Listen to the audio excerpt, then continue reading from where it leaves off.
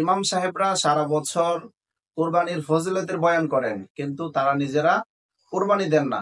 বিষয়টা অত্যন্ত লজ্জা। আসসালামু আলাইকুম ওয়া রাহমাতুল্লাহ। আলহামদুলিল্লাহি ওয়া কাফা ওয়া সালামুন আলা ইবাদিহিল্লাযীনা ইসতাফা, আম্মা বা'দ। সম্মানিত দর্শক মণ্ডলী, কাছে কিংবা দূরে যে যেখান থেকে দেখছেন সকলকেই আন্তরিক মোবারকবাদ জানাচ্ছি। সম্মানিত দ্বীনী ভাই ও বোনেরা, পবিত্র ঈদুল আজহা উপলক্ষে ঈদের অন্যতম একটা ওয়াজিব বিধান হচ্ছে আল্লাহ তাআলার উদ্দেশ্যে কোরবানি করা।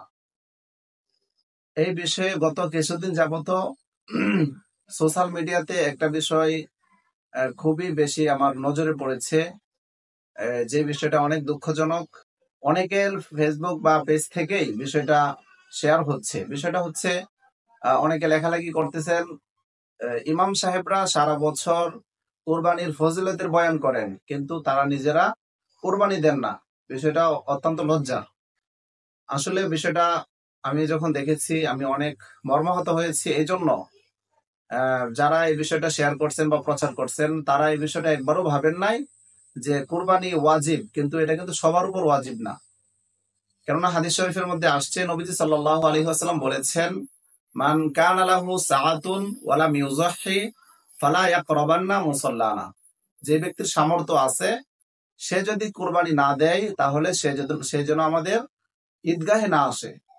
তাহলে হাদিস থেকে বোঝা যাচ্ছে কোরবানি দেওয়াটা হচ্ছে সামর্থ্যবানদের কাজ। যারা সামর্থ্যবান, যাদের সামর্থ্য আছে, নেশা পরিমাণ সম্পদ যাদের থাকবে, শুধুমাত্র তাদের উপর কোরবানি ওয়াজিব।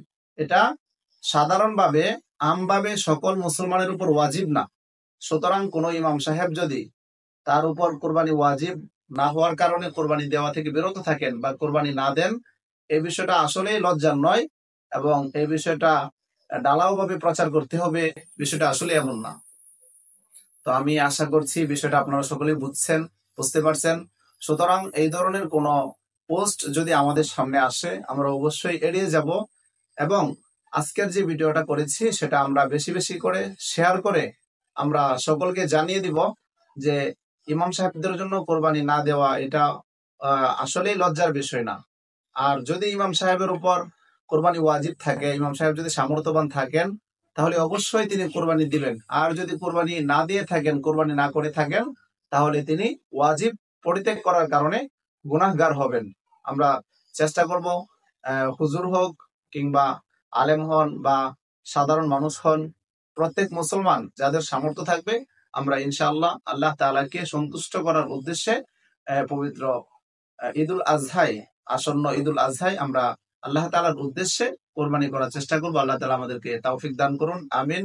আসসালামু আলাইকুম ওয়া রাহমাতুল্লাহি ওয়া বারাকাতুহু।